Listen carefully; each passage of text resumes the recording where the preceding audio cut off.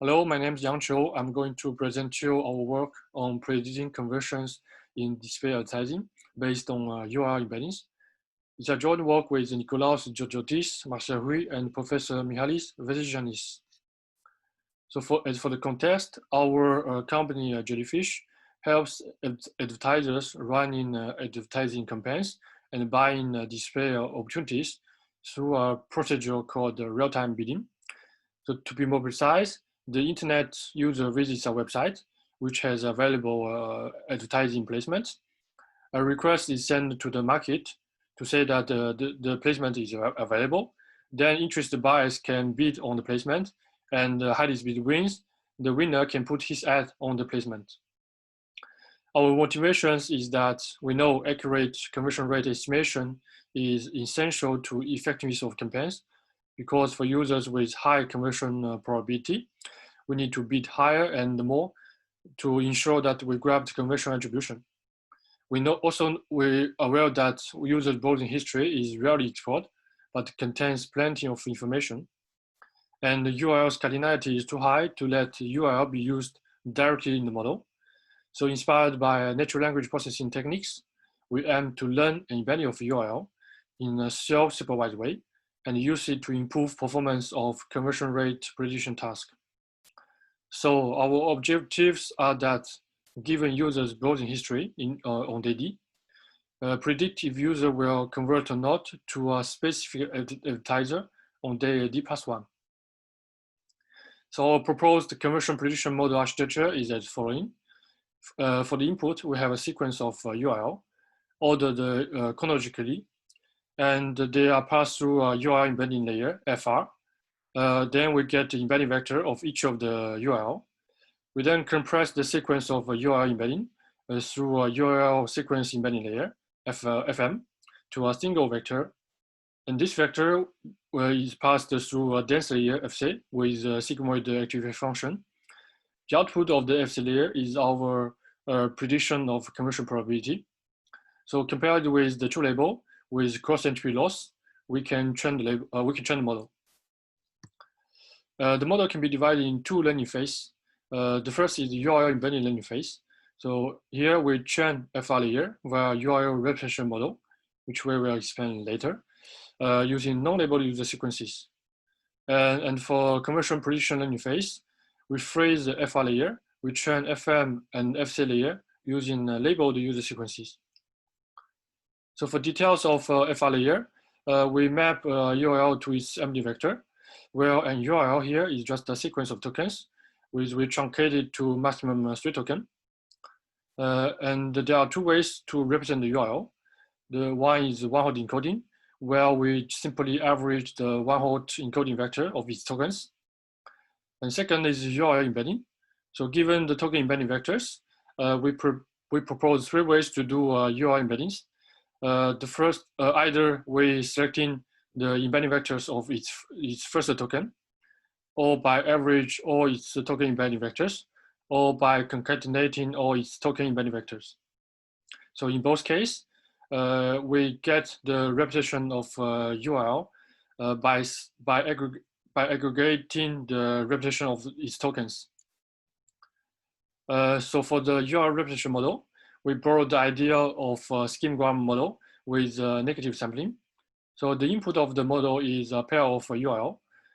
Given the targeted URL, if the context URL is in the neighbor of targeted URL in the user's browsing history, we consider this pair as a positive pair. And if the URL is random drawn from a URL pool, we then consider this pair as negative pair. So as you can see here, that actually this block is our FR layer. So for each URL, we pass them through our FR layer. We get its embedding vector. We compare the embedding vector of this pair through a dot product with a dense layer and sigmoid activation function. So compared with the true label, we can train the model, so we can train the FR layer. As for the FM layer, we compress the sequence of URL embedding vector to a single vector Z. We propose 3 ways to do that. The first is simply average all the URL vectors, URL embedding vectors. because combined with the FT layer, it actually has the same model structure as the logistical regression. So we noted this way as LR. As for the DR, we just simply add a dense layer with a ReLU activation function on top of the average vector. And for the RN, we add a LSTM layer on top of the sequence. And then we extract the last hidden state of the LSTM layer as the compressor vector. So for the dataset, we're using a real RTB dataset collected from our campaigns. And each record in the dataset is a chronologically ordered sequence of visited URLs by user. The maximum length of the URL sequence is set to 500. And tokens appeared less than 20 times are considered as real token. We use the data of 3 consecutive days. We train the URL repetition model using data on day D. We train the conversion prediction model using data on day D+1. And we test the conversion prediction model using data on day D+2. In total, we have 10 prediction models to examine. The one-hot encoding combined with logistical regression is considered as a baseline. We tested the 10 model on 5 advertisers, so banking, eShop, 2 newspapers, and 1 telecom. We have 5 million records in the training dataset and 7 million records in the testing dataset.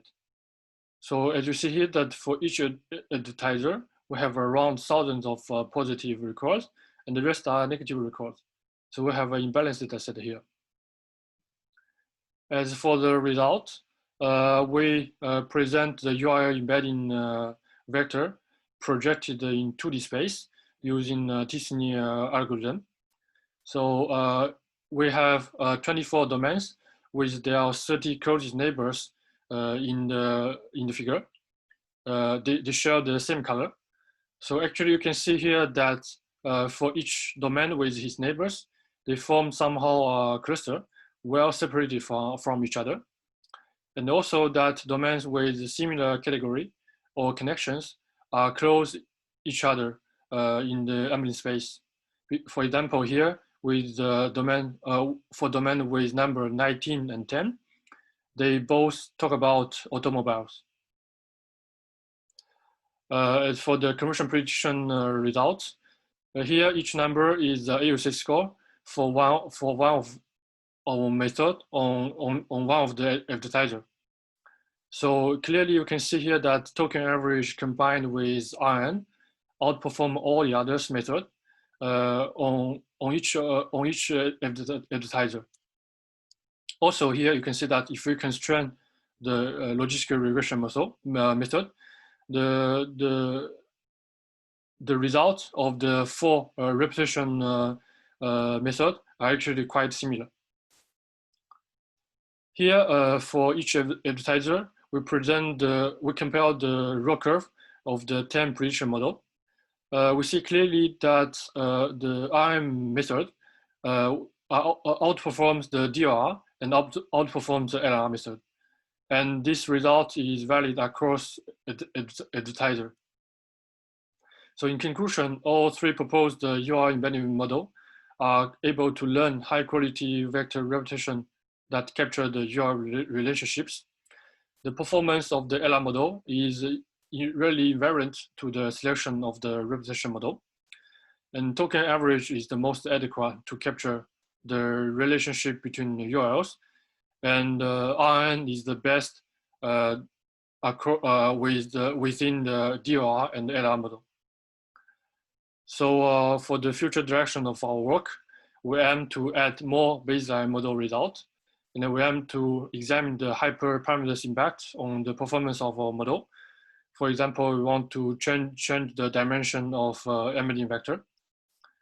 Also, we want to extend our empirical analysis to a real-world online scenario. So that's all for my presentation. Thank you all for your attention.